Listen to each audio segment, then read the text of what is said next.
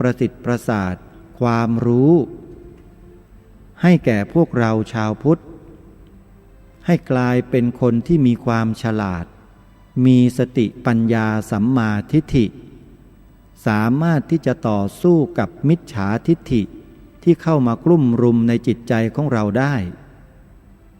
เมื่อเรามีปัญญาสัมมาทิฏฐิแล้วถือว่าเรานั้นเป็นบุคคลที่รอดจากวัฏสงสารในเบื้องต่ำได้อย่างแน่นอนเกือบ100%ขอใช้คำว่าเกือบ100%เพราะว่าเรายังไม่ใช่พระโสดาบันยังไม่ใช่พระอริยบุคคลแต่เราได้ฟังพระธรรมคำสอนขององค์สมเด็จพระสัมมาสัมพุทธเจ้าให้เกิดความรู้ความเข้าใจที่ถูกต้องแล้วเนี่ยการที่เราจะตกล่วงไปสู่อบายภูมิทั้ง4นั้นเป็นการยากมากเพราะจิตใจเราเข้าใจถึงสภาวะธรรมทั้งหลายทั้งปวงดีพอสมควรแล้วเมื่อเรามีปัญญาสัมมาทิฏฐิคือความเข้าใจในสภาวะธรรมทั้งหลายทั้งปวงอย่างดีพอสมควรแล้วเนี่ยความรู้หรือว่าปัญญาอันนี้แหละจะนำพากายวาจาของเราและใจของเราเนี่ยให้ดำเนินไปถูกทางตลอดระยะเวลาของการมีชีวิตนี่คือสิ่งที่สำคัญที่สุดท่านสาธุชนนะเพราะฉะนั้นจึงบอกไว้ตั้งแต่ตอนต้นรายการว่าการให้ธรรมะเป็นทานชนะการให้ทั้งปวงจึงเป็นความจริงจึงได้เชิญชวนญาติธรรมญาติโยมสาธุชนคนดีทั้งหลายที่ฟังรายการอยู่ในขณะนี้เนี่ยได้ร่วมกันให้ธรรมะเป็นทานชนะการให้ทั้งปวงแล้วทำไมจึงต้องเชิญชวนมาให้ทานกับดีทีวีด้วยเล่าก็เพราะสถานีโทรทัศน์ดีทีวีช่องนี้เนี่ยมุ่งนำเสนอสิ่งที่ถูกต้องไม่ว่าจะเป็นทางโลกหรือว่าทางธรรมก็แล้วแต่อะไรที่เป็นสิ่งที่ผิดเป็นสิ่งที่ไม่ถูกดีทีวีไม่ปรารถนาใดๆทั้งสิ้นถึงแม้ว่ามิจฉาทิฏฐิเหล่านั้นจะนำเงินมากองให้ท่วมหัวก็จักไม่นำเสนอเนื้อหาสาระของคนพวกนั้นเด็ดขาดนอกจากไม่นำเสนอแล้วนะยังต่อต้านมิจฉาทิฏฐิพวกนั้นด้วยอันตรายที่สุดคือมิจฉาทิฏฐิญาติโยมสาธุชนถ้าใครหลงเข้าไปจับเข้าไปเกาะเกี่ยวเข้าไปคบหาสมาคมกับพวกมิจฉาทิฏฐินี้เมื่อไหร่ท่านจักไม่มีวันถอยกลับมาสู่สัมมาทิฏฐิได้อีกเลยเพราะจะถูกคนเหล่านี้ฝังหัวให้ยึดมั่นถือมั่นในสิ่งศักดิ์สิทธิ์ของเขาเพียงหนึ่งเดียวออกมาไม่ได้นะถูกประหารชีวิตนี่เป็นอย่างนั้นนะลองดูสิท่านลองศึกษาดูพวกลัทธิมิจฉาทิฏฐิเหล่านี้ทำกับเหล่าสาวกของตนเองอย่างไรทำผิดเพียงแค่ข้อหาเล็กๆไม่ใหญ่โตอะไรเลยประหารชีวิตท่านคิดดูเป็นลัทธิที่ควรเข้าไปคบหาสมาคมควรเข้าไปเสพไหมล่ะแต่องค์สมเด็จพระบรมครูของเราคือองค์สมเด็จพระสัมมาสัมพุทธเจ้าทรงเปี่ยมล้นด้วยพระกรุณาธิคุณพระกรุณาธิคุณนะพระเมตตาคุณนี่ล้นเหลือไม่มีประมาณเป็นอัปปมัญญาเลยองค์สมเด็จพระบรมศาสดาสัมมาสัมพุทธเจ้าปราศจากการเบียดเบียนทั้งทางกายวาจาและใจไม่ได้ทรงเบียดเบียนใครเลยแม้แต่นิดเดียวทรงมีแต่ให้แล้วก็ให้แก่พวกเราชาวพุทธจึงไม่แปลกใจเลยที่องค์บูรพมหากษัตริยาธิราชเจ้าผู้ทรงเป็นผู้ปกครองสูงสุดของพวกเราชาวพุทธจึงทรงยอมรับนับถือพระพุทธศาสนา ทรงประกาศพระองค์เป็นพุทธมามกะด้วยลายลักษณ์อักษรอยู่ในกฎหมายอยู่ในกฎมนเทียนบานพร้อมด้วยพระบรมวงศานุวงศ์ทุกพระองค์นี่คือน้ำพระราชฤทัยนี่คือพระราชจริยาวัดอันสำคัญที่พวกเราชาวไทยต้องเดิมเนินรอยตามเบื้องพระยุคลบาทการนับถือพระพุทธศาสนาถือว่าเป็นสิ่งที่ถูกต้องแต่การประกาศตนเองเป็นพุทธมามกะด้วยลายลักษณ์อักษรถือเป็นความถูกต้องพร้อมด้วยความจงรักภักดีอย่างแท้จริงเพราะฉะนั้นเรื่องนี้เป็นเรื่องของสำนึกของแต่ละท่านแต่ละคนถ้าหากท่านมีสำนึกเพียงพอในความจงรักภักดีและในความกตัญญูกตเวทีแด่องค์บุรพมหากษัตริยาธิราชเจ้าของตนเองอย่างแท้จริงก็ต้องดำเนินรอยตามเบื้องพระยุคลบาทของพระองค์สิรายการคดีโลกคดีธรรมได้เตรียมพื้นที่รองรับผู้มีความกตัญญูกตเวทีและผู้มีความจงรักภักดีไว้เรียบร้อยแล้วในนามของสภาพุทธบริษัทภาคประชาสังคมจิตอาสาท่านพร้อมที่จะเข้ามาไหมล่ะสภาพุทธบริษัทภาคประชาสังคมจิตอาสานี่แหละคือสัญลักษณ์แห่งความจงรักภักดีแห่งความกตัญญูกตเวทีอย่างแท้จริงเกิดขึ้นแล้วพร้อมที่จะต้อนรับพี่น้องชาวไทยพี่น้องชาวพุทธให้มารวมลงอยู่ณสถานที่ตรงนี้มารวมใจกันให้เป็นหนึ่งเดียวรวมใจเป็นหนึ่งพุทธศาสนามั่นคงสามัคคีร่วมชาติพุทธศาสตร์รวมใจนี่คือคำขวัญของสภาพุทธบริษัทภาคประชาสังคมจิตอาสาในงานวันไหว้ครูพระพุทธศาสดาในวันพรุ่งนี้วันอาทิตย์ที่30 เมษายนมีการขึ้นทะเบียนประกาศตนเป็นพุทธมามกะด้วย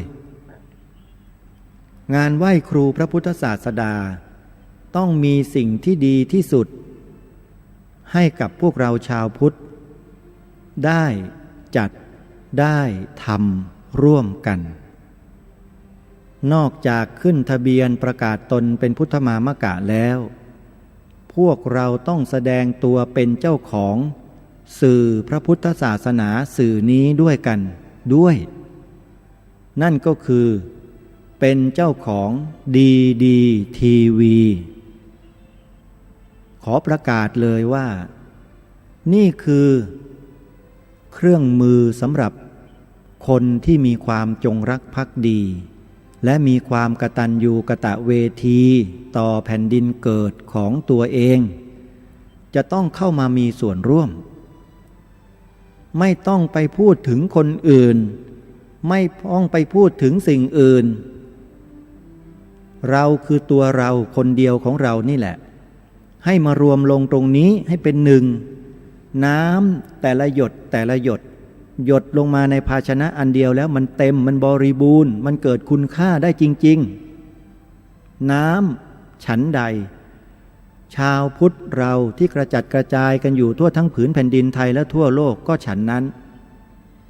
ถ้าเราแต่ละท่านแต่ละคนอุปมาเหมือนกับน้ำหนึ่งหยดมารวมลงในภาชนะเดียวกันคือสภาพุทธบริษัท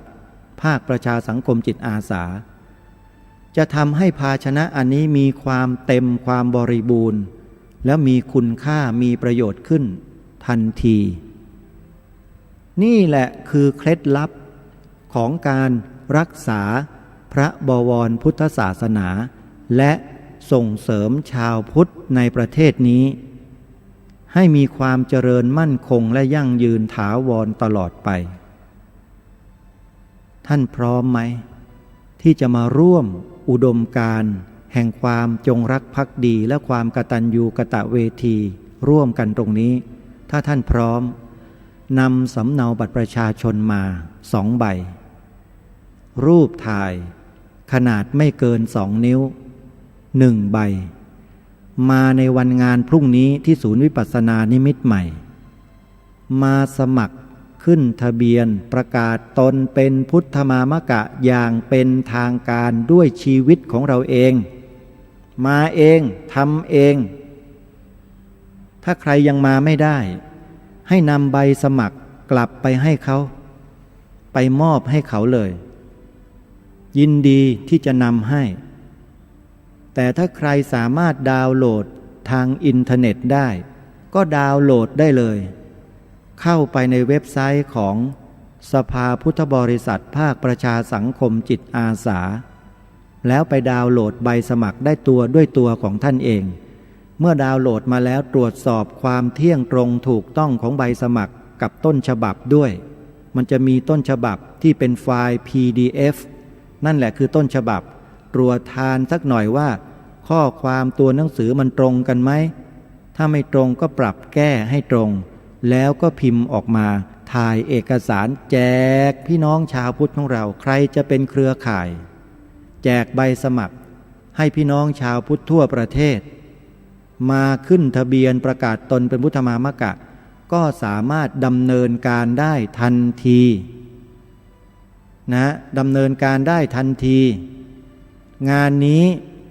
แล้วแต่ผู้สมัครจะร่วมบริจาคเพื่อเป็นกองทุนในการจัดทำข้อมูลฐานข้อมูลและพิมพ์บัตรมอบให้กับผู้สมัครด้วยเราจะมีบัตรออกให้ด้วยนะไม่ใช่มาขึ้นทะเบียนเฉยๆแล้วก็หายวูบไปไม่ใช่มีบัตรประจำตัวพุทธมามกะด้วยนี่แหละคือสิ่งที่น่าภาคภูมิใจที่สุดท่านสาธุชน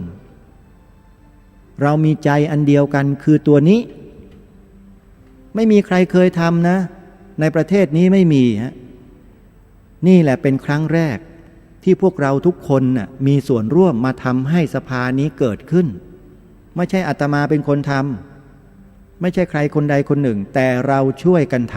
ำของจริงของแท้คืออันนี้อย่าลืมนะไปงานไหว้ครูพรุ่งนี้ไปทำบุญกันด้วยแล้วก็ขอให้ทุกท่านรับเป็นเจ้าของดีทีวีด้วยกันไปสอบถามรายละเอียดหน้างานได้เลยวันนี้เวลาของรายการหมดแล้วอาตมาภาพจะลงพื้นที่เข้าพื้นที่ศูนย์วิปัสสนานิมิตใหม่หลังจากจบรายการไปพบกันที่ศูนย์วิปัสสนานิมิตใหม่ในวันนี้ขอความสุขสวัสดีจงมีแด่ท่านผู้ฟังทุกท่านทุกคนเทินขอเจริญธรรม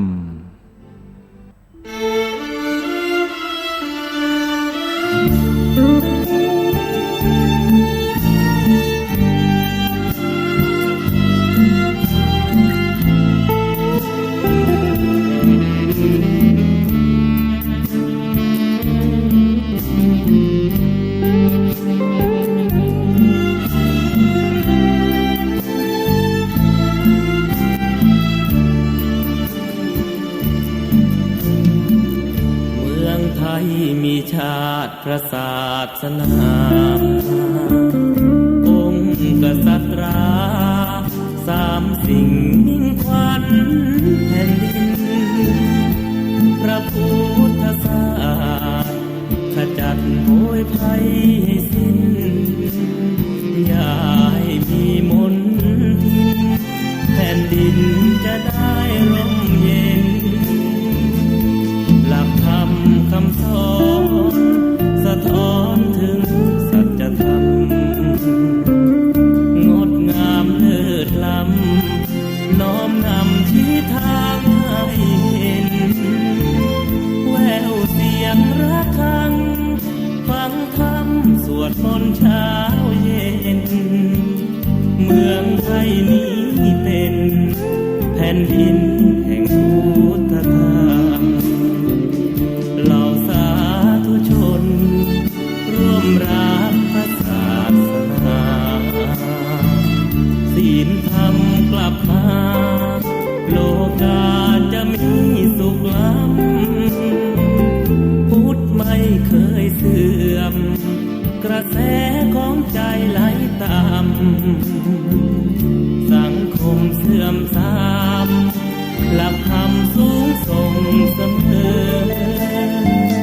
เมืองไทยเมืองพุทธหยุดใจให้รู้จักพอมาร่วมสานก่อเร่งรู้ปลุกนำเสนอเพื่อความเป็นพุทธสูงสุดที่ใจนะช่วยกันฉันเธอสืบสารงานพุทธธร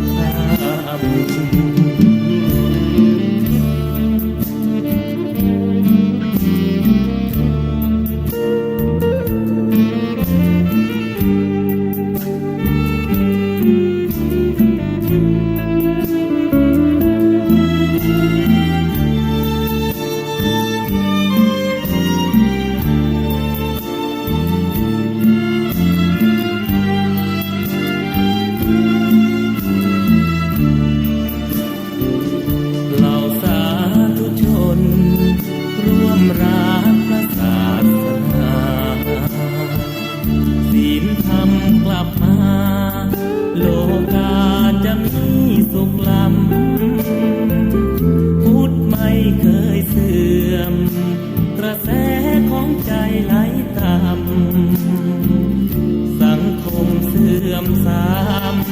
หลักธรรมสูงส่งเสมอ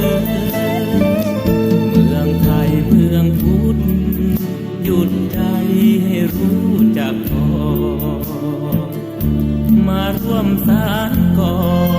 เร่งรู้ปลุกนำเสนอเพื่อความเป็นพุทธสูงสุดที่ใจนะช่วยกันฉันเธอสืบสารงานพุทธธรรม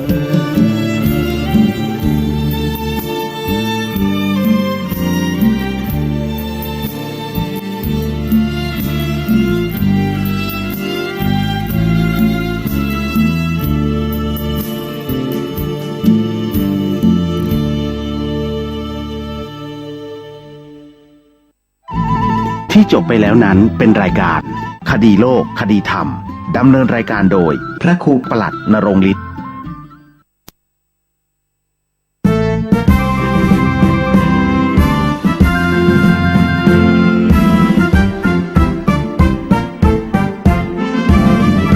คนใด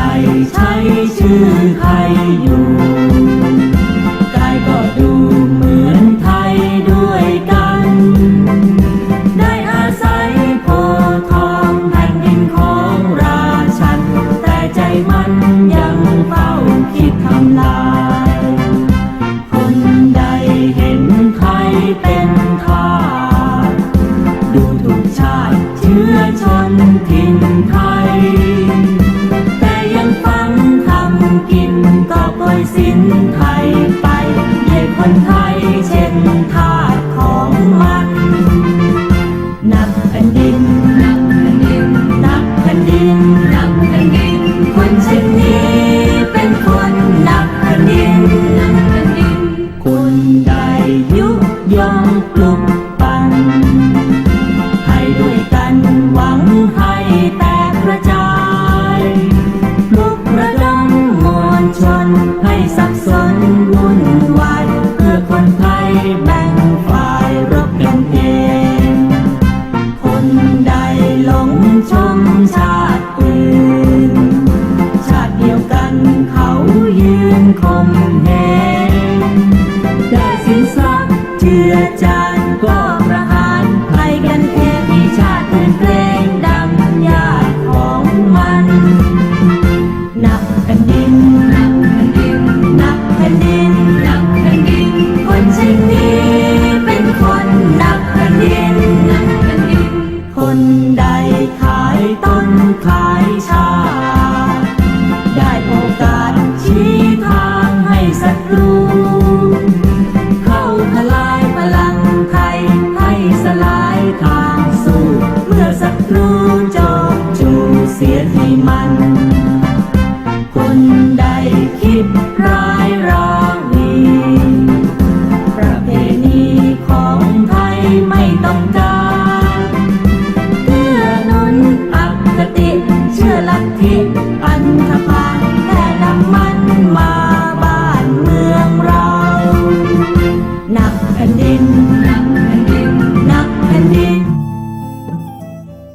ท่านกำลังติดตามรับฟังสถานีวิทยุกระจายเสียงพระพุทธศาสนาแห่งชาติคลื่นเพื่อการศึกษาพระพุทธศาสนาและวัฒนธรรมระบบ FM 104.5 เมกะเฮิรตซ์รายการต่อไปเป็นรายการทนายความพบประชาชนดำเนินรายการโดยทนายสุรชัยอาจินวัตร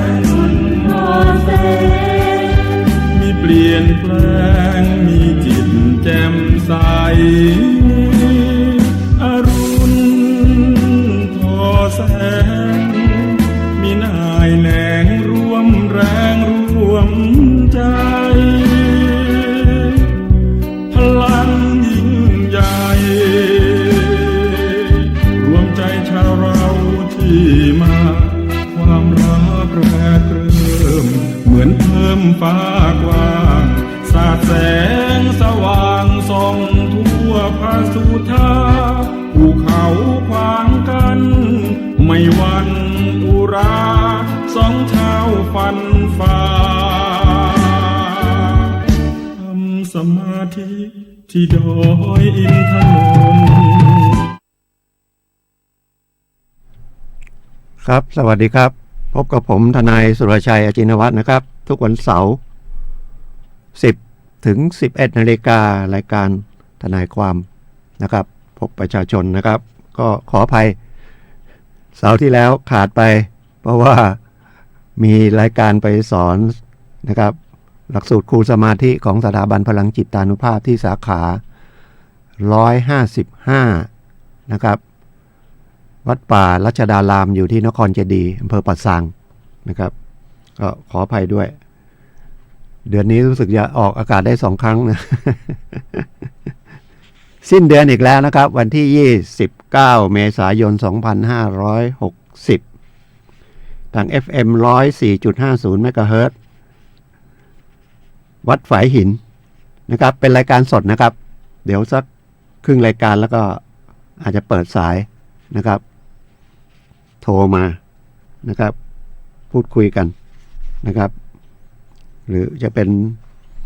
รายการกฎหมายนะครับแต่ผมจะคุยง่ายๆนะครับคุยง่ายๆถือว่ามานั่งคุยกับท่านผู้ฟังทางบ้านแล้วกันเป็นเพื่อนกันนะครับเมื่อวานนี้ก็พายุเข้านะครับรู้สึกที่ตำบลดอนแก้วอำเภอสารพีก็ต้นยางใหญ่ก็ล้มนะครับสายไฟบ้านเรือนก็น่าจะเสียหายเยอะให้ระมัดระวังนะครับมาอยู่ใต้ต้นไม้ใหญ่มันก็ลำบากนะครับพายุเข้ามันเป็นธรรมชาติของมันเปลี่ยนฤดูนะครับหนาวร้อนพอทางบ้านเราเริ่มร้อนแต่ยังมีลมหนาวจากจีนเข้ามาอากาศมันก็แปรปรวนอย่างนี้แล้วก็ลูกเห็บนะครับก็ตกหลายที่เมื่อวานก็ที่ลำปางนะครับก็เป็นธรรมชาตินะครับก็ให้ระมัดระวังแล้วกันแต่บางอย่างเราก็ระมัดระวังได้แต่ไม่ระวังนะครับก็คือประมาทอย่างการจราจรเมื่อวานก็อุโมงค์ที่หน้าที่แยกศาลเด็กหน้าศาลเด็กชนกัน7 คันเขาว่าคันสุดท้ายเป็นรถ6 ล้อหรือไงเบรกแตกข้างหน้าก็โดนเสียหายบางคันนี่เรียกว่าซ่อมไม่ได้เลยอันตรายนะครับอุโมงค์บ้านเราที่ทางลอดเรียกอุโมงค์หรือทางลอดถนนทางลอดมันก็มาตามถนนสาย700 ปีเชียงใหม่เนี่ยนะมีอยู่8เริ่มจากศูนย์ราชการมานะครับอันที่1อันที่2ก็ รวมโชคมั้ง3ก็เป็นแยกดอยสะเก็ด4นะครับ5เป็นสีบัวเงิน6 7 8ออกมาถึงแม่เหี่ยนะครับก็ชนอันนี้พูดถึงในวงแหวนนะแต่ที่ลอดแยกที่ชนกันนั่นหน้าศาลเด็กนะครับถนนซุปเปอร์ไฮเวย์นะครับแล้วประจำที่มีข่าวประจำก็คือที่อุโมงค์ทางลอดที่แยกรวมโชคขับรถระมัดระวังนะครับเพราะว่าชนแล้วมันคดีรถยนต์เนี่ยเสียเวลาเสียหายนะครับเสียหายทั้งทรัพย์สินทั้งสารพัดอ่ะถ้าเกิดมีเจ็บมีตายก็เรื่องใหญ่โทษมีถึงจำคุกนะครับประมาททำให้คนตายประมาททำให้คนบาดเจ็บสาหัสเนี่ยโทษก็มีโทษจำคุกหลายปีเหมือนกันนะครับก็ไม่นานนี้ก็เวลาขับรถมันจะมีให้ระมัดระวังแล้วกันนะครับไม่ใช่ว่าไปเรียนไปอะไรแค่ 2-3 วันเพื่อจะสอบใบขับขี่ได้แล้วก็มาขับแล้วก็ติดข้างหลังว่ามือใหม่หัดขับจะให้คนอื่นระวังแล้วเราระวังไหมหรือเดี๋ยวนี้ก็ขี่รถจักรยานที่ว่าบิ๊กไบค์ก็แล้วก็เด็กนะครับอายุ18-19เองอ่ะก็ขี่รถเดี๋ยวนี้250 ซีซีหรือ200 ซีซีขึ้นไปก็ถือว่าเป็นรถใหญ่นะมันเร็วนะก็ชนนะครับตายอุบัติเหตุแล้วก็ตายคนเดียวนะอันนี้ไปเอาอะไรก็ไม่ได้เลยนะครับมีพรบก็ได้ช่วยนิดหน่อยทำศพ 2-3 หมื่นเพราะว่าเราทำผิดเองก็ให้ระมัดระวังนะครับอีกอันนึงนะครับก็แจ้งข่าวก่อนแล้วเดี๋ยวรายละเอียดเดี๋ยวคุยกันนะในรายการนะครับขึ้นทะเบียนผู้มีรายได้น้อยหมดเขตวันที่15นะครับอีก2 อาทิตย์เอง15 พฤษภาแล้วก็มีวันหยุดเยอะใครยังไม่ได้ขึ้นทะเบียนนะครับผู้มีรายได้น้อยก็ออมสินนะครับกรุงไทยธกส.แล้วก็คลังจังหวัดนะครับรีบไปติดต่อนะครับแต่อย่างที่ธกส.บ้านที่ใกล้ๆบ้านผมนี่เขาออกไปหาลูกค้าเลยเพราะว่าถ้ามาที่สำนักงานเนี่ยมันแออัดแล้วทำงานไม่ได้ก็เลยนัดเป็นจุดๆแล้วออกไปกรอกแบบพิมพ์นะครับแล้วก็เสนอไปถ้าผ่านมาก็ผ่านแล้วก็จะเช็คถ้าผ่านคุณสมบัตินะครับคุณสมบัติก็อายุ18ขึ้นไปนะเป็นคนสัญชาติไทยนะครับว่างงานหรือมีรายได้ในปี29ที่ผ่านมาไม่เกิน 100,000ไม่มีเงินฝากในรูปพันธบัตรรูปเงินสดนะครับเกิน 100,000ไม่เป็นเจ้าของที่ดินนะครับถ้าเป็นที่อยู่อาศัยก็ไม่เกินนะครับ25 ตารางวาเป็นบ้านเป็นทาวน์เฮาส์ถ้าเป็นห้องชุดไม่เกิน35 ตารางเมตรก็รายละเอียดก็ไปสอบถามเอาได้นะฮะกรุงไทยออมสินปีที่แล้วที่ขึ้นไปแล้วได้ไม่ได้ปีนี้ถ้าจะรับสวัสดิการช่วยเหลือนะครับแล้วเราคิดว่าเราอยู่ในข่ายว่ารายได้ปีที่แล้วไม่ถึง100,000ก็เอาบัตรประชาชนนะไปยื่นนะครับสมุดเงินฝากกับบัตรประชาชนนะครับถ้าฝากธนาคารไหนน่าจะไปทำธนาคารนั้นถ้าไม่นั้นก็ต้องไปเปิดบัญชีที่ธนาคารนั้นนะครับแล้วก็ถ้าได้สวัสดิการก็ยังเขาบอกจะเป็น ไม่เป็นเงินน่ะจะเป็นไม่เป็นเงินเราจะโอนยังไงมันไม่ได้ เป็นคูปองอาจจะส่งมาที่บ้านก็รายละเอียดไม่รู้แต่ว่าให้มันขึ้นทะเบียนได้ซะก่อนนะครับไปพยายามใช้สิทธิ์อันนี้ก็รัฐบาลจะได้รู้ว่าจะต้องบริหารจัดการเกี่ยวกับผู้มีรายได้น้อยยังไงนะครับไม่ใช่ซัพพอร์ตอย่างเดียวปีนึง 1,500-3,000 เนี่ยมันไม่พอแต่ก็ยังดีกับไม่ได้ทำอะไรเลยจริงๆถ้าตามความคิดผมนะความเห็นผมรัฐบาลต้องการจะรู้ว่าข้อมูลทั้งหลายเนี่ยเอาไปบริหารประเทศหนึ่งก็คือต้องมีคนที่นะครับ มีรายได้ไม่น้อยอย่างเงี้ยจะทำไงให้มีรายได้มากก็ต้องเสริมอาชีพเสริมความรู้เกี่ยวอาชีพถ้าทำงานก็ต้องทำให้มีฝีมือแรงงานขึ้นมาจะได้มีค่าแรงมากขึ้นตามฝีมือแรงงานนะครับอายุ18ขึ้นไปนะครับอีกอันหนึ่งนะครับประกันสังคมอาชีพอิสระนี่ก็เริ่มวันที่1 พฤษภานี่นะครับที่1 พฤษภาก็เป็นวันแรงงานแห่งชาติพวกที่ใช้แรงงานเป็นบริษัทห้างร้านอะไรพวกนี้หยุดงานนะรวมทั้งรู้สึกจะ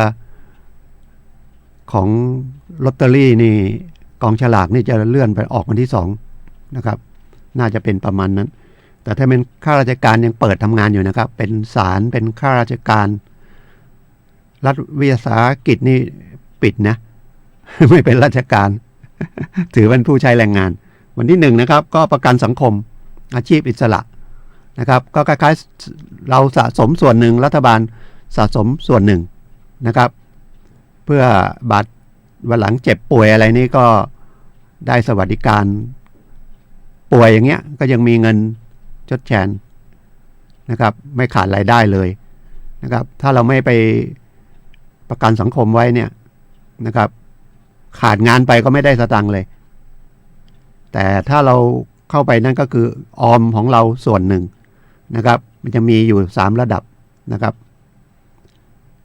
แรกเลยหน้าเราจะ70 บาทรัฐบาลให้30 บาทเป็น100 บาทเท่ากับออมเดือนละ100นะครับแต่ถ้าเจ็บป่วยไปก็จะมีเงินเยียวยาให้ระหว่างหยุดงานนะครับแล้วก็น่าจะเลือกพยาบาลได้เหมือนกับผู้ประกันสังคมนะครับเข้าโรงพยาบาลก็ไม่ต้องจ่ายสตังค์โรงพยาบาลที่เราขึ้นทะเบียนไว้นะครับเกี่ยวกับประกันสังคมเนี่ยนะครับก็ติดต่อที่ประกันสังคมนะครับอันหนึ่งอีกอันหนึ่งจะได้สิทธิของผู้ต้องหาในชั้นสอบสวนคดีอาญานะครับผมพูดหมายถึงว่า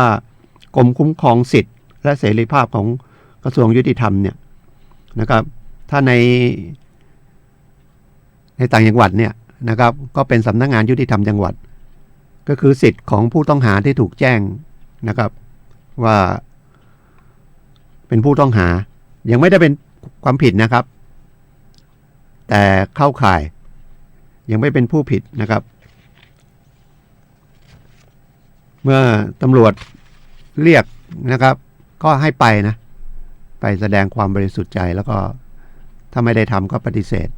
นะครับจริงๆถ้าเป็นคดีอาญาเนี่ยตำรวจแจ้งข้อหายังไงเนี่ยขอให้ปฏิเสธไว้ก่อนแต่เรามีสิทธิ์นะครับเขาต้องแจ้งสิทธิ์ให้เราว่าต้องการทนายไหมต้องการใครมานั่งร่วมสอบสวนไหมสำคัญนะครับส่วนใหญ่ไปตำรวจเรียกไปนี่ก็เดี๋ยวก็ให้เซ็นอะไรก็เซ็นบางทีไปเซ็นสละสิทธิ์นะครับสิทธิ์ที่จะต้องการทนายต้องการคนมานั่งเป็นเพื่อนนะครับเซ็นไปละรับสารภาพไปละนะครับที่จริงตำรวจเรียกไปเนี่ยถ้าเขาแจ้งข้อหาเนี่ยนะครับไม่เข้าใจก็ปฏิเสธนะครับปฏิเสธแต่ถ้าเข้าใจถ้าทำผิดจริงๆก็ปฏิเสธไว้ก่อนแล้วมาปรึกษาคนที่รู้กฎหมายเช่นทนายอาสาที่นั่งอยู่ที่ศาลนะครับวันทำงานนะครับไปถามหรือไปปรึกษาที่สำนักงานยุติธรรมจังหวัดก็ได้ก็มีนิติกรนะครับให้คำปรึกษาว่าเนี่ยแจ้งข้อหาเนี่ยนะครับถ้ารับสารภาพถ้าชัดเจนยังไงเดี๋ยวค่อยรับมันก็มีส่วนมันเท่าโทษเยอะนะครับอาจจะรอลงอาญานะครับก็ไม่ต้องถูกไปอยู่ในเรือนจำอ่ะแล้วถ้ามีหมายเรียกก็ไปเพื่อจะขอเรียกว่าปล่อยตัวชั่วคราวก็คือประกันตัวได้ส่วนใหญ่จะให้ประกันนะถ้าไปแต่ว่ามันก็มีว่าจะต้องใช้เงินหรือใช้หลักทรัพย์หรือใช้บุคคลมาก็แล้วแต่ถ้าเขาออกหมายไม่ไปเนี่ย 2 ครั้ง 3 ครั้งเนี่ยไม่เกิน3 ครั้งเขาจะออกหมายจับแล้วก็ออกหมายจับนี่ตำรวจออกไม่ได้นะศาลออกตำรวจก็ต้องไปเอาข้อเท็จจริงว่ามีพฤติกรรมยังไงไปแสดงต่อศาลแล้วก็ว่าบุคคลนี้น่าจะหลบหนีก็ออกหมายจับนะครับถ้าออกหมายจับนี่ก็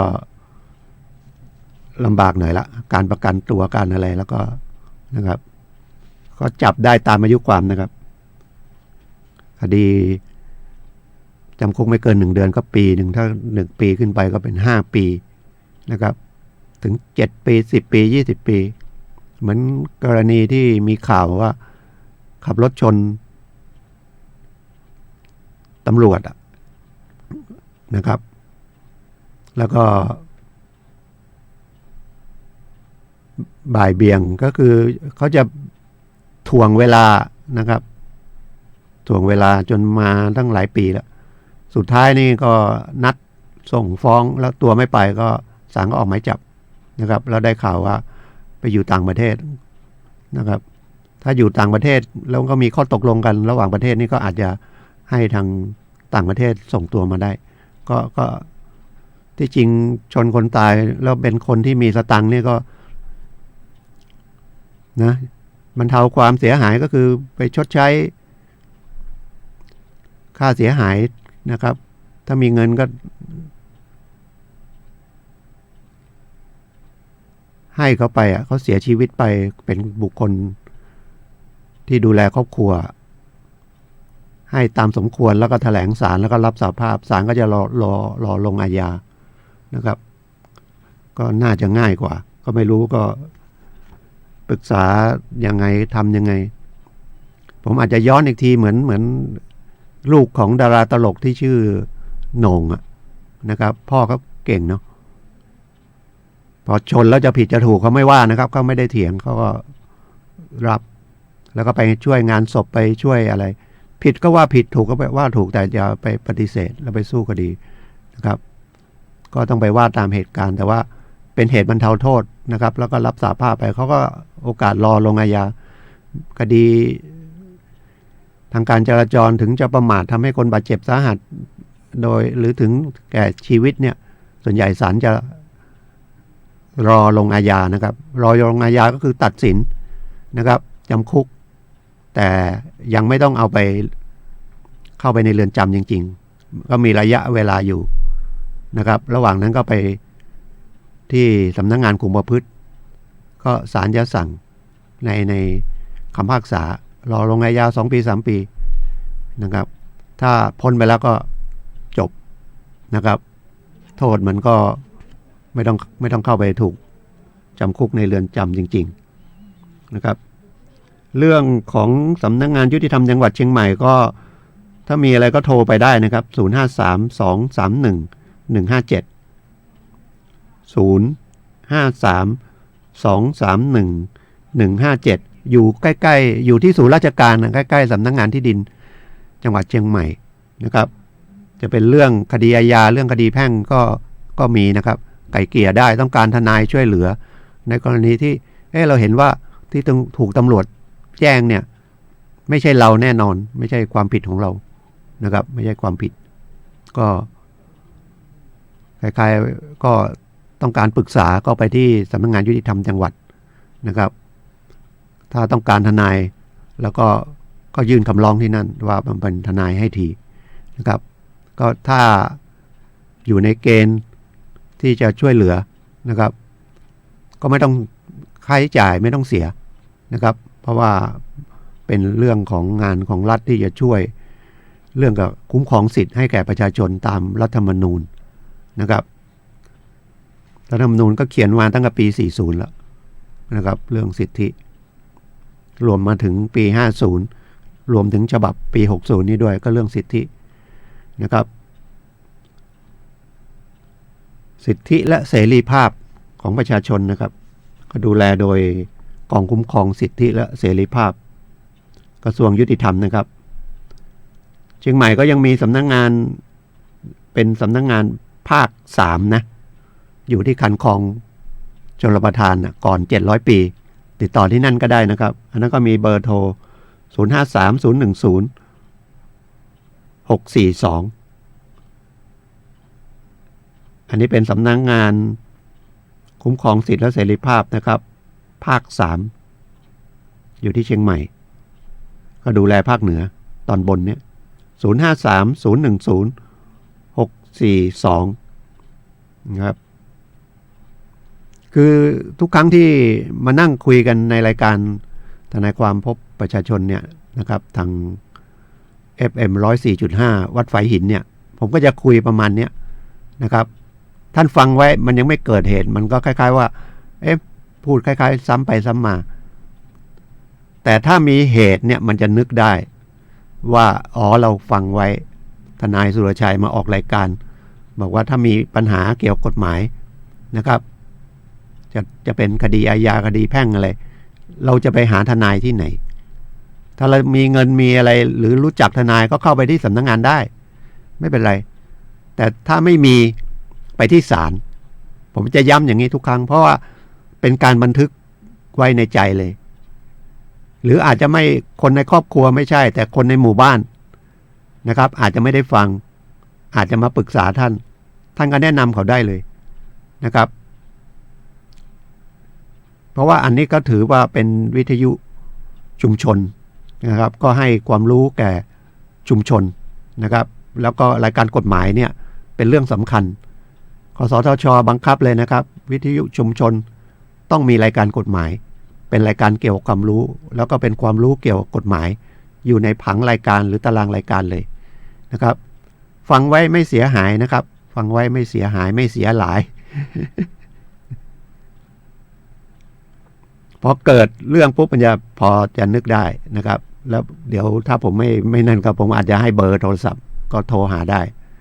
ก็มีคนโทรเรื่องบุกรุกที่อุทยานที่ป่าอะไรเมื่อไม่กี่วันมานี้ก็คุยไปแล้วชี้แจงไปก็เบาใจ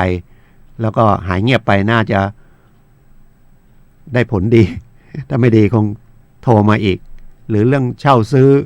นะครับก็โทรมาถามเช่าซื้อแท็กเตอร์แล้วไม่ไหวเอาแท็กเตอร์เก่าไปเทิร์นเอาแท็กเตอร์ใหม่มาแล้วทำเช่าซื้อแล้วงานมันไม่เวิร์กไม่มีงานรับจ้างผ่อนไม่ไหวก็คืนรถไปนะครับทางบริษัทได้คืนรถไปแล้วก็ยังโทรติดตามมาว่าให้ส่งเดือนละ 2-3 พันก็ได้อะไรเงี้ยแล้วโทรมาถามก็ไม่สบายใจผมบอกไม่ต้องส่งนะครับเดี๋ยวมีคดีอะไรก็ว่ากันอีกทีนะครับเพราะถ้าส่งไปมันก็ไม่ได้ประโยชน์อะไรนะครับไม่ได้เจตนาเบี้ยวนะเก็บไว้แล้วก็ไว้ไปเมื่อเป็นคดีก็ไปต่อรองแล้วเงินก้อนที่เราจะส่ง 3,000 4,000 2,000 อะไรเนี่ยนะครับก็ไปชำระเป็นก้อนๆไปนะครับให้มันแน่นอนเราไปดูได้ว่ายอดเงินที่เขาฟ้องมาเนี่ยเขาเสียหายขนาดไหนเสียหายจริงไหมพอสัญญาเช่าซื้อเนี่ยมันเลิกกันแล้วเนี่ยลดคืนไปแล้วเนี่ยสัญญามันสิ้นสุดละไม่ต้องผ่อนงวดอีกนะ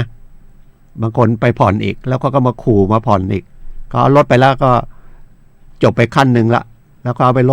ดไปขายละรถจักรยานยนต์รถแท็กเตอร์รถยนต์อะไรเนี่ยยึดไปขายถ้าเราจะรับผิดชอบก็เพียงแต่ยอดที่ขาดแค่นั้นอะส่วนยอดที่ยังไม่ได้ส่งนะครับก่อนที่เขาจะยึดรถไปอันนั้นเราต้องรับผิดชอบแต่หลังจากที่เอารถคืนหรือยึดรถเราไปแล้วนะครับที่มันเหลืออีกจะเป็น10 ลูกงวด20 งวด30 งวด40 งวดอะไรเนี่ยไม่ต้องรับผิดชอบแล้วเยอะนะแต่เวลาเขาฟ้องมาฟ้องเต็มเลยน่าตกใจนะครับอันนี้เรื่องเช่าซื้อถ้ายังไงก็นะครับมีปัญหาก็ที่ศาลจังหวัดมีห้องทนายนะเข้าไปแล้วไม่นั่นก็ถามว่าห้องทนายอยู่ไหนก็ไปปรึกษานะครับมันยังมีห้องทนายแล้วก็ห้องประชาชนนะมีทนายนั่งอยู่ให้คำปรึกษาในเบื้องต้นนะครับหรือที่อัยการสำนักงานอัยการก็มีฝ่ายช่วยเหลือกฎหมายให้คำปรึกษานะครับหรือที่สภาทนายความที่เชียงใหม่ก็ตรงแยกหนองหอยนะครับ เป็นสภาทนายความของจังหวัดเชียงใหม่นะครับทนายพรศักดิ์เป็นประธานนะครับสภาทนายความจังหวัดของเชียงใหม่ก็ไปติดต่อได้เพราะว่าทนายความก็ตามพระราชบัญญัติเลยนะก็ช่วยเหลือให้ความรู้เกี่ยวกับกฎหมายนะครับในเบื้องต้นนะครับไปถ่ายถามก่อนแต่ถ้าเป็นเรื่องที่เราจะต้องให้เขาทำคดีอะไรก็คุยกันให้ชัดเจนว่าค่าใช้จ่ายประมาณเท่าไหร่อะไรเท่าไหร่ก็ดูความยากความง่ายอะไรคุยให้เข้าใจแล้วจะจ่ายเงินกันยังไงก็ว่ากันไปนะครับแต่ถ้าไปที่ศาลเนี่ยไม่ได้เสียค่าใช้จ่ายหรือไปในที่ประธานสภาในนามของที่เราไปขอแนะนำในฐานประชาชนหรือไปที่อัยการหรือไปที่สำนักงานยุติธรรมจังหวัดเนี่ยไม่ต้องเสียค่าใช้จ่ายนะครับก็ไปได้เราต้องเสียเวลาถ้ามันมีอะไรเกี่ยวกับกฎหมายเนี่ยอย่าไปนั่งทุกข์ใจไปตามที่ผมบอกเนี่ยนะครับถ้าเกี่ยวกับที่ดินนะครับเกี่ยวกับเรื่องที่ดินและกฎหมายที่ดินเลยก็ไปสำนักงานที่ดินนะครับก็มีคนโทรมาถามเขาได้ที่ดินมาจากแม่นะครับที่ดินผืนใหญ่แม่ก็โอนให้มาแล้วใส่ชื่อตัวเองกับชื่อพี่สาวก็ไปแบ่งแปลงย่อยๆนะครับไป 4-5 แปลงแบ่งนามเดิมตัวเองก็จะไปแบ่งมั่งทีนี้ถ้านะครับไปแบ่งเกิน9 แปลงคือพี่สาวแบ่งไป5ตัวเองก็จะไปแบ่ง5มันเป็น10 แปลงแบ่งอาจจะไม่รู้เจตนายังไงอาจจะไว้ขายง่ายหรือจะทำล็อกทำอะไรให้มันขายง่ายขายเป็นแปลงละไร่อะไรเงี้ยขายง่ายดีกว่าขายพื้นใหญ่ที่ดินเขาก็ปฏิเสธนะครับว่าถ้าจะแบ่งเกิน9 แปลงเนี่ยมันต้องเข้าพระราชบัญญัติการจัดสรรที่ดินต้องขอจดทะเบียนแล้วก็ต้องแบ่งตามที่การจัดสรรที่ดินบังคับนะครับต้องมีทางถนนสาธารณะเข้าไปกว้างเท่าไหร่นะครับไปตลอดที่ดินทุกแปลงเสียค่าธรรมเนียมเยอะแล้วถ้าจะขายก็ถือเป็นการค้าเสียภาษีเพิ่มจากปกติอีก 3.3 นะครับเป็นเรียกภาษีธุรกิจเฉพาะเขาโทรมาที่ดินก็บอกว่าจะต้องรอไปให้มันครบ3 ปีถึงจะแบ่งได้นะครับก็มีระยะเวลาอยู่เพราะว่ากฎหมายไม่ใช่เขียนมาแล้วก็ไม่มีระยะเวลากฎหมายเขียนก็คือดูเจตนานะครับเพราะบางคนเนี่ยใช้ช่องว่างกฎหมายแบ่ง9 แปลงก็มีแล้วก็ทำในรูปจัดสรรแต่ถ้าแบ่งแล้วเราอยากจะแบ่งให้มันได้เป็นเกิน9 แปลงไปเขาบอกก็ได้แต่ควรถ้าไม่ได้จัดสรรนะไม่ได้เพื่อจัดสรรทำธุรกิจอะไรก็รอ3 ปีนับจากการแบ่งครั้งสุดท้ายนะครับเขาก็งงว่าฉันจะแบ่งทำไมแบ่งไม่ได้ที่ดินของฉันนะครับเขาก็ไม่แน่ใจก็โทรมานะครับอยู่ในมาตรา4ของพรบจัดสรรที่ดินเลยนะครับถ้าจะแบ่งแต่ว่าไม่ได้เอาไปเพื่อขายเพื่อทำธุรกิจเกี่ยวกับจัดสรรนี่ต้องรอให้ครบ3 ปีเพราะคนที่จะทำธุรกิจเขาไม่รอ3 ปีกฎหมายก็คิดอย่างนั้นแต่บางคนก็เอาประโยชน์อาจจะฉันจะแบ่งมัน9 แปลงแล้วรอ3 ปีก็แบ่งอีกก็แล้วแต่กฎหมายมันไปแก้ความประพฤติคน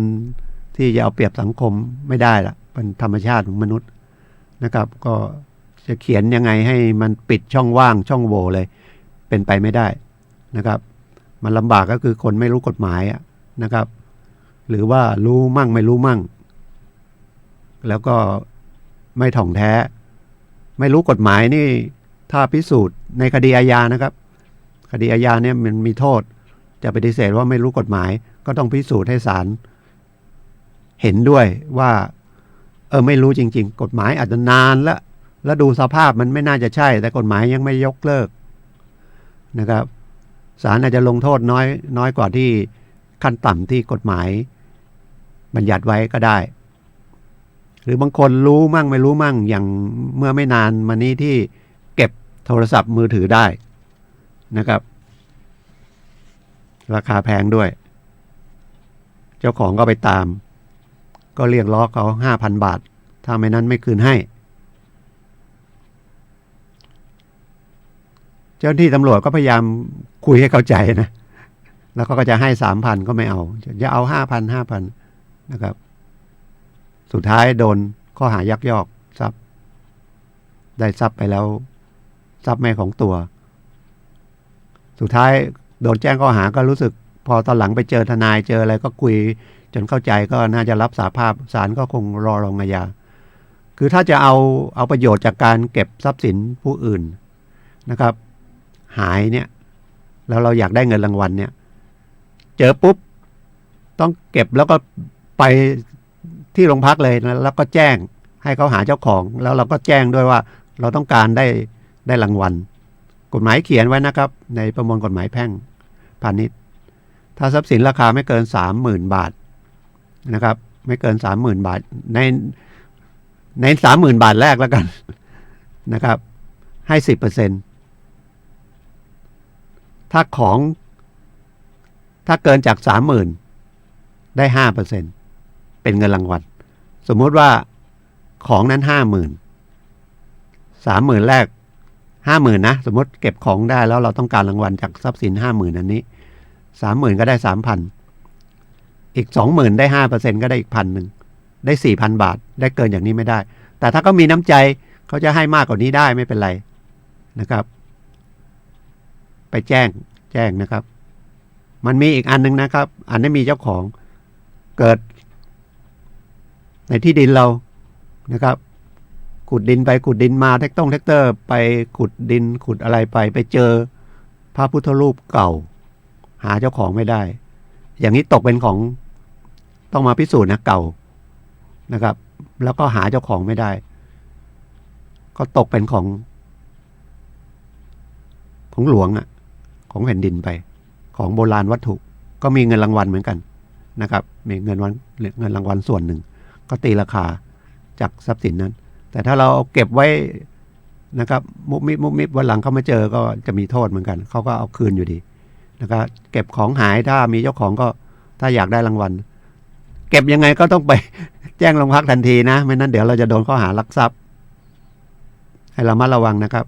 ไม่ลักทรัพย์ก็รับของโจรระมัดระวังแล้วก็ถ้าลักทรัพย์รับของโจรส่วนใหญ่ถ้ามันชัดเจนนะครับปฏิเสธไม่ออกนะครับถ้าไม่ศาลก็ไม่ค่อยรอลงอาญาถ้าคดีลักทรัพย์เพราะว่ามันคดีถือว่าเสียหายต่อสังคมอันหนึ่งนะครับก็คุยกันนะครับแล้วอีกอันหนึ่งคุยให้ฟังเรื่องยาเสพติดพอดีเมื่อวันที่26ก็ไปศาลจังหวัดลำพูนจำเลยคนหนึ่งก็โดนจับแล้วก็ขอทนายขอแรงพอดีมันได้ผมไปขึ้นทนายขอแรงไว้ที่ลำพูนย้อนกลับไปทำงานทนายใหม่ทิ้งมานานละนะครับก็เป็นคดียาเสพติดมียาอยู่1,000 กว่าเม็ดแต่เขาจะรับสาภาพแต่เขาก็เคยผิดเรื่องยาเสพติดมาละอัยการก็ขอลงโทษเพิ่มอีกกึ่งหนึ่งแต่เผอิญในพระราชบัญญัติยาเสพติดมีอันหนึ่งนะครับมาตรา100/2ถ้าให้การเป็นประโยชน์นะครับเป็นประโยชน์ว่ายาเนี่ยเรียกว่าขยายผลก็แล้วกันว่าได้ยาเนี่ยไปซื้อจากไหนไม่ได้เราก็บอกไป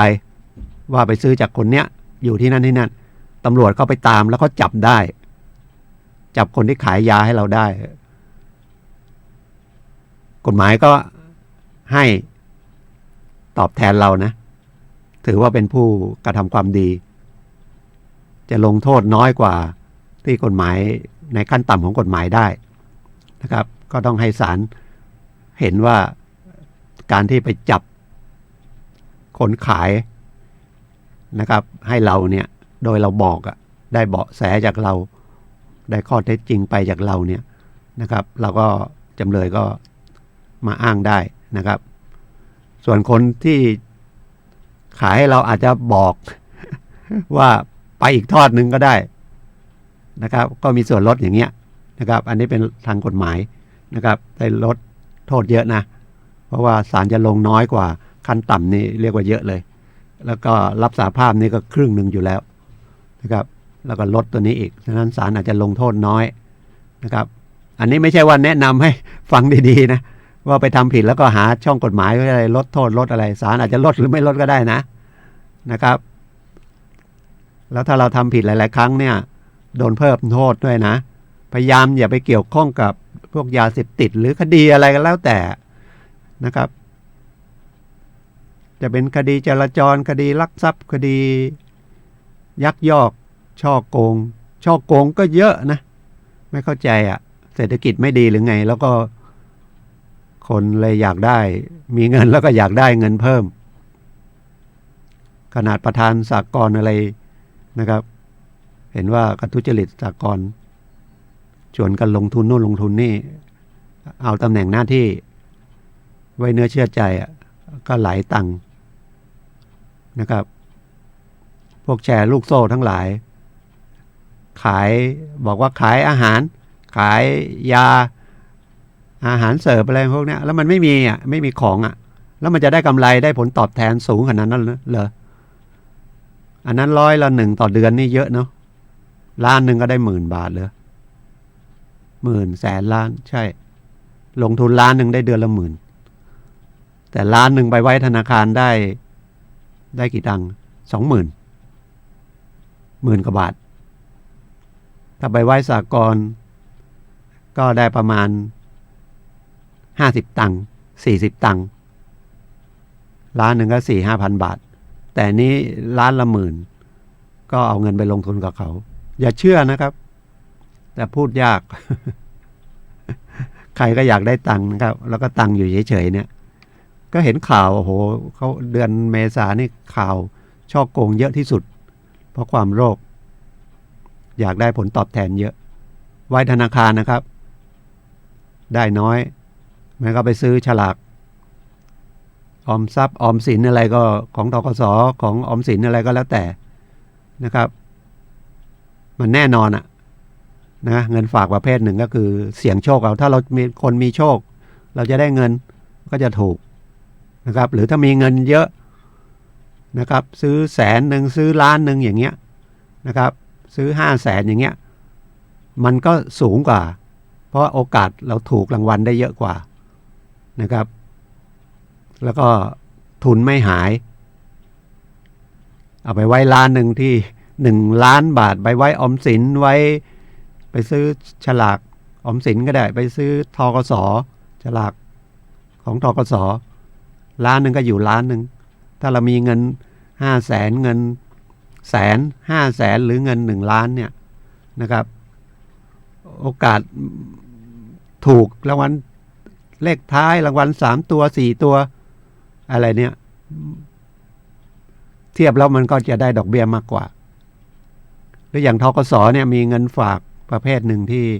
6 เดือนก็จับฉลากที6 เดือนก็จับฉลากทีเป็นออมทรัพย์ทวีโชคบางคนก็ได้จักรยานยนต์คันหนึ่งตั้ง3-4 หมื่นได้เครื่องซักผ้าได้พัดลมนะครับได้ข้าวสารมั่งได้อะไรมั่งก็เงินฝากนะออมทรัพย์แล้วถ้ามีณวันที่ครบ6 เดือนเนี่ยถ้ามี 2,000 ก็ได้ฉลาก1 ใบ10,000ก็มี5 ใบแล้วก็เอาฉลากนี่ไปจับฉลากรางวัลสูงสุดมีถึงรถปิกอัพนะรถเครื่องเยอะเลยอันนี้ไม่ได้โฆษณานะเป็นประโยชน์ของชาวบ้านนะครับออมสินก็เหมือนกันลองไปติดต่อนะแต่กรุงไทยนี่ไม่ต้องไปชวนไปเล่นหุ้นมั้งหรือไปซื้อ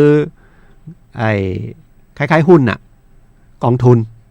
ก็ไปเทียบเอาอันนั้นกองทุนก็เสี่ยงคือถ้าเสี่ยงมากก็เราได้ผลตอบแทนมากก็ฟังไว้นะครับบางทีฟังไปฟังมาเข้าใจมั่งไม่เข้าใจมั่งไม่เป็นไรฟังบ่อยๆนะครับผมก็จะมาออกไม่เป็นไรไปไหนก็จะมาออกทุกวันเสาร์นะครับถ้าสถานีไม่ได้ถ่ายทอดสดถ้าผมไม่ได้ไป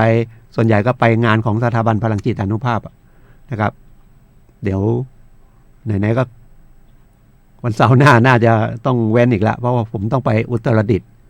นะครับของสถาบันพลังจิตานุภาพครับ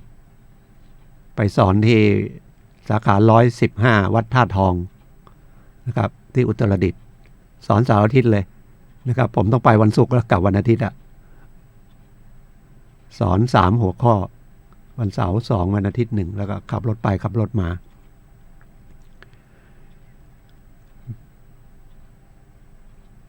คุยเรื่องที่ดินนิดนึงนะครับเพราะตอนนี้รัฐบาลก็พยายามจะทวงที่ดินที่เป็นของอุทยานของป่าไม้ที่เราไปบุกรุกนะครับแต่หนังสือแจ้งถ้าคืนก็น่าจะจบคดีกันยกเว้นไอ้นี่หมายถึงคนชาวบ้านธรรมดานะแถวทางดอยคำเนี่ยไม่มีโฉนดมีโฉนดไม่กี่แปลงเลย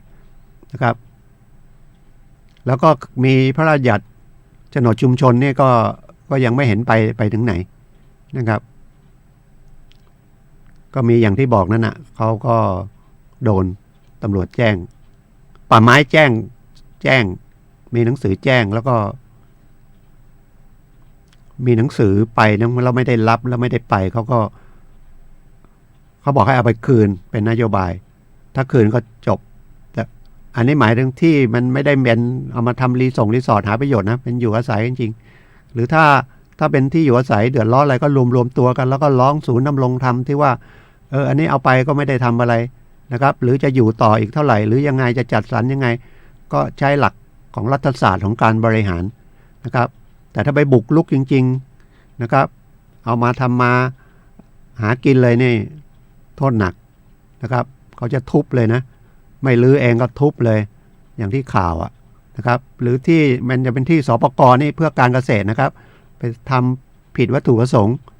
ไปทำรีสอร์ททำร้านอาหารอะไรอย่างนี้ก็ให้ระมัดระวังนะครับเพราะว่า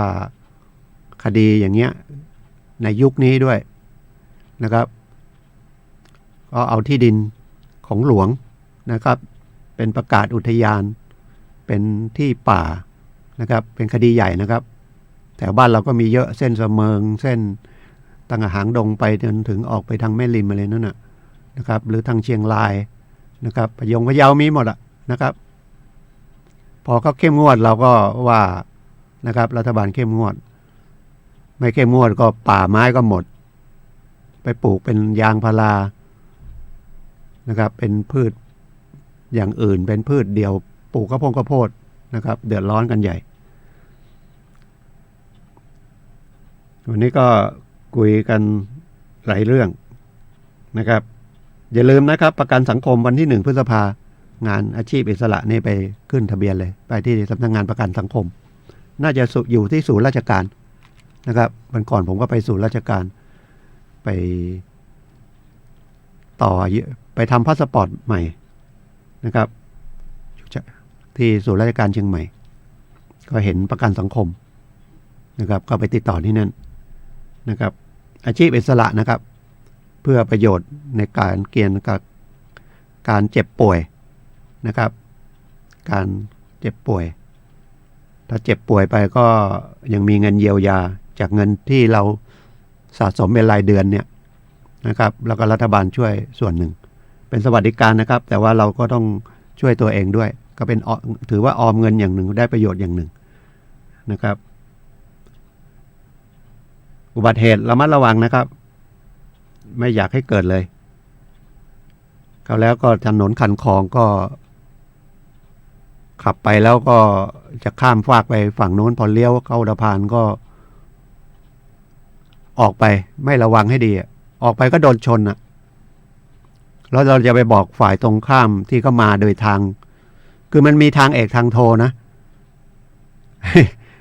เราจะออกจากซอยเนี่ยทางซอยเนี่ยมันจะมีป้ายหยุดก่อนที่จะขึ้นถึงไม่มีหยุดเขาจะมีป้ายเตือนเลยถ้าจากซอยจะขึ้นถนนเมนถนนหลัก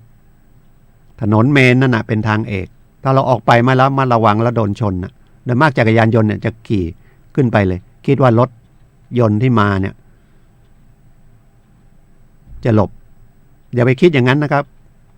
ถ้าเขาเบรกไม่ทันเขาชนเราเนี่ยจักรยานยนต์ส่วนใหญ่ผิดนะครับ เราจะไปพิสูจน์ว่าเขามาเร็วเนี่ยยากคันคลองประปาเนี่ยเห็นเนี่ยคันคลองเนี่ยที่ไปสนาม700 ปีมาทางกาดต้นพยอมเนี่ยถนนคันคลองเนี่ยหรือเราวิ่งอยู่ฝั่งนี้จะข้ามไปฝั่งโน้นมันก็จะมีข้ามสะพานที่ข้ามคลองชลประทานพอเราจะขึ้นน่ะมันก็จะมีป้ายหยุดนะเราต้องดูให้ปลอดภัยนะเป็นความระมัดระวังของเราเรียกว่าฝ่ายเดียวก็ได้ถ้าขึ้นไปแล้วมีอุบัติเหตุแล้วนะครับพิสูจน์ยากนะว่าเขามาเร็วมาชนเราพิสูจน์ยากขึ้นไปถูกชนเนี่ยยกเว้นเราออกไปแล้วเขาชนท้ายเราเต็มเนี่ยมีระยะหนึ่งช่วงหนึ่งมันก็ยากขับรถก็อย่าให้มันมีเรื่องเฉี่ยวชนกันแล้วกันนะครับเมื่อเช้านี้ผมมาออกจากบ้านมาแยกป่าแดดสารพีนะแล้วก็วัดป่าแดดที่ตรงสารพีก็ไม่กี่วันนี้ก็ไฟไหม้วิหารออกมาแล้วก็มาตามถนนสาย11ถนนลำปางเชียงใหม่มาทางแยกดอนจันทน์เนี่ยก็มีรอยประจำตรงแยกสารพีหรือแยกเสน่ห์ชัยน้ำหรือแยกไทยวัสดุชนพอมาถึงดอนจันทน์ผมก็เลี้ยวเข้าถนนไปสนามบินมหิดลรถติดการจราจรติดขัดดูไปสองข้างทางมีรถแดงรถรับจ้างนะครับจอดกันเต็มเลยผมว่ารถแดงมาประท้วงอะไรหรือเปล่าเขามารอเติมน้ำมันเพราะพอเลยไปหน่อยเลยดอนจันทน์ไปหน่อยมันก็จะมีสะพานที่ข้ามทางรถไฟนะครับก่อนสะพานมีซ้ายมือ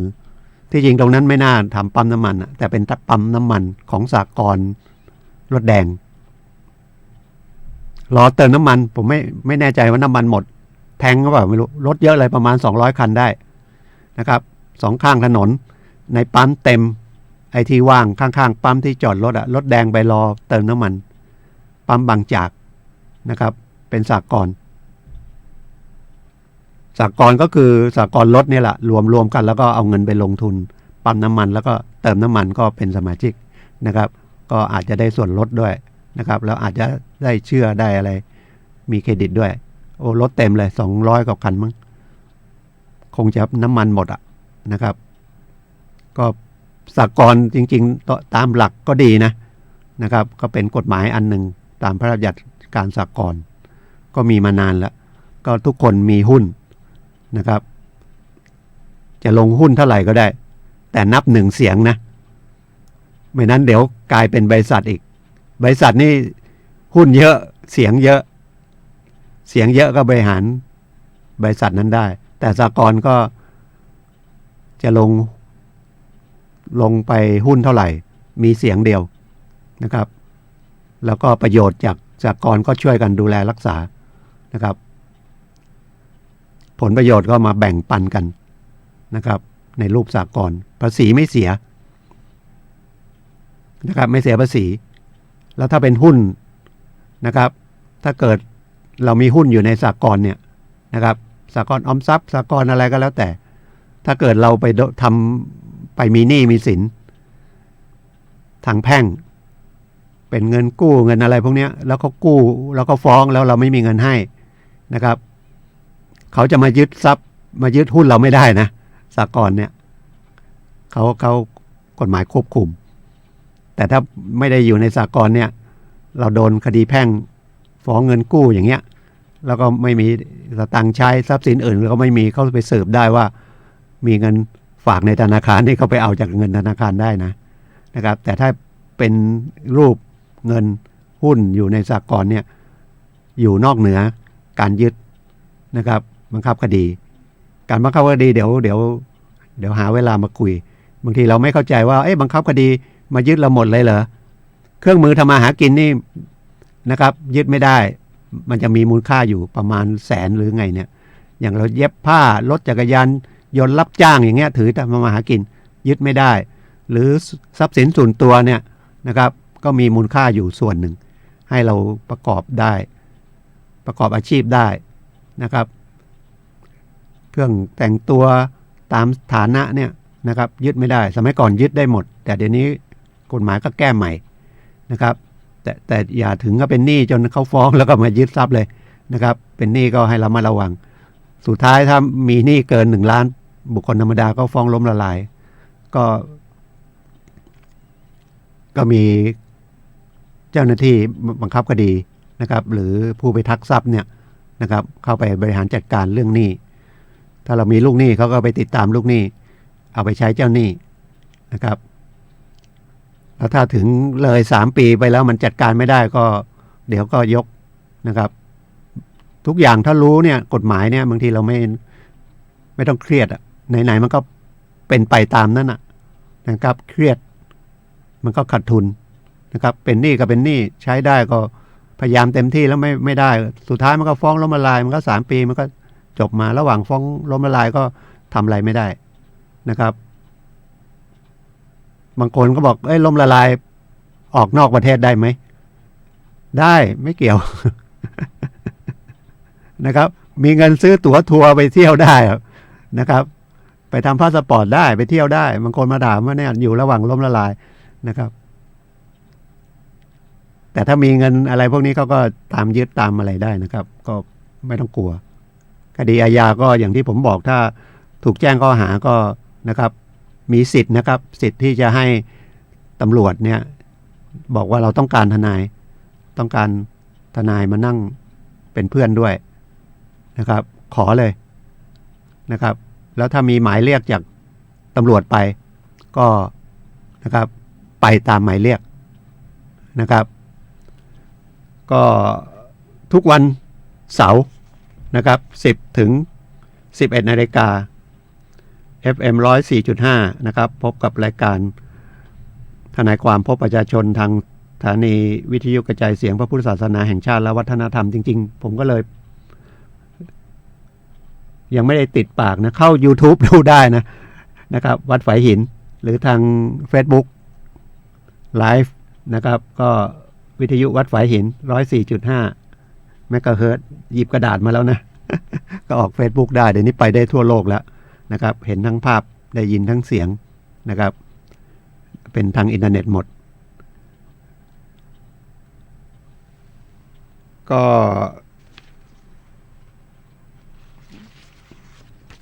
เดี๋ยวขอเรื่องของ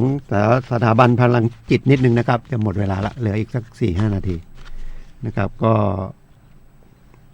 ถ้าตอนนี้หลักสูตรครูสมาธิเป็นรุ่นที่40แล้วนะครับสถาบันพลังจิตอานุภาพก็ก่อตั้งโดยพระธรรมมงคลยานนะครับหลวงพ่อวิริยังก็ตอนนี้อายุ98แข็งแรงนะครับยังแข็งแรงยังเดินเหินอะไรได้บริหารจัดการได้นะครับดูแลได้นะครับตั้งมา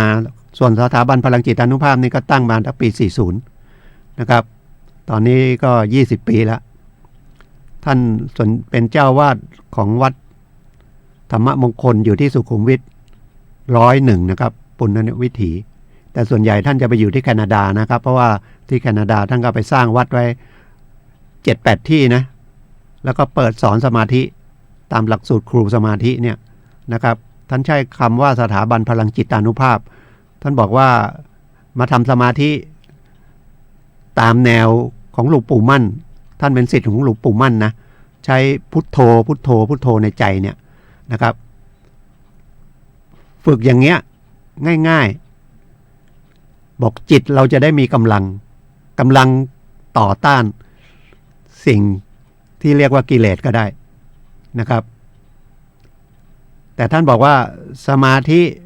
ของท่านที่ตามแนวหลวงปู่มั่นเนี่ยที่ท่านมาเปิดสอนในนามของสถาบันพลังจิตอานุภาพเนี่ยใช้บริกรรมพุทโธคือท่องในใจท่องพุทโธในใจพลังจิตจะเกิดเมื่อพลังจิตเกิดแล้วสตินะจะเข้มแข็งขึ้นสำคัญสุดนะครับสติที่มีเรื่องมีราวทั้งหมดนี้คือสตินะครับขับรถปาดหน้ากันก็มีเรื่อง เพราะขาดสติทุกอย่างที่หรือคนที่ถูกช่อโกงไปเนี่ยก็ขาดสติ เพราะสติมันก็นำปัญญามา เห็นแก่มองด้านเดียวนะครับเขามาบอกว่าเนี่ยเอาเงินมา10,000เดี๋ยวได้อาทิตย์ละ500เราก็เอาละไม่ได้ถามเขาเลยเอาไปทำอะไรใหม่ๆเขาก็เอาเงินเรานั้นมาคืนเรานะครับเพราะอันเนี้ยจิตใจมันไม่พอความโลภมันมามันได้ดีนี่เชื่อถือได้เขาเป็นคนดีนะมีตำแหน่งหน้าที่เอาเงินไปให้เขา10,000เดือน2 เดือนก็ได้ไงก็ตังเราเอามาคืนอาทิตย์ละ500เดือนนึงก็มาคืน 2,000 3 เดือนมาคืน 6,000เขาก็ยังได้กำไรอยู่ 4,000แล้วเราก็ไปชวนคนอื่นอีกดีเชื่อได้พอ3 เดือนก็หนีแล้ว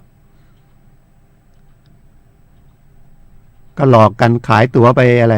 ญี่ปุ่นนะครับ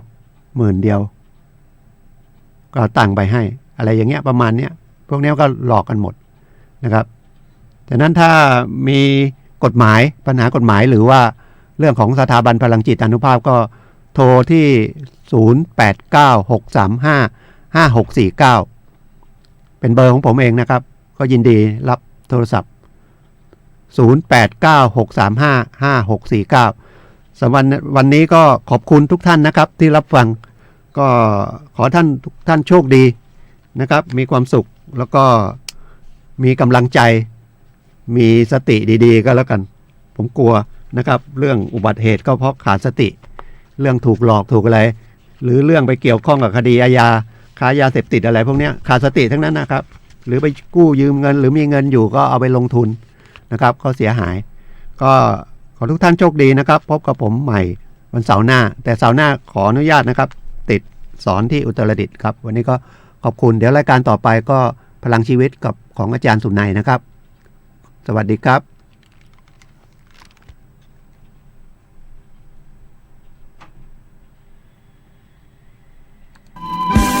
รักซาบซึ้งแนบตรึงที่ตรงดวงจิตกับได้พบมิตรถูกจิต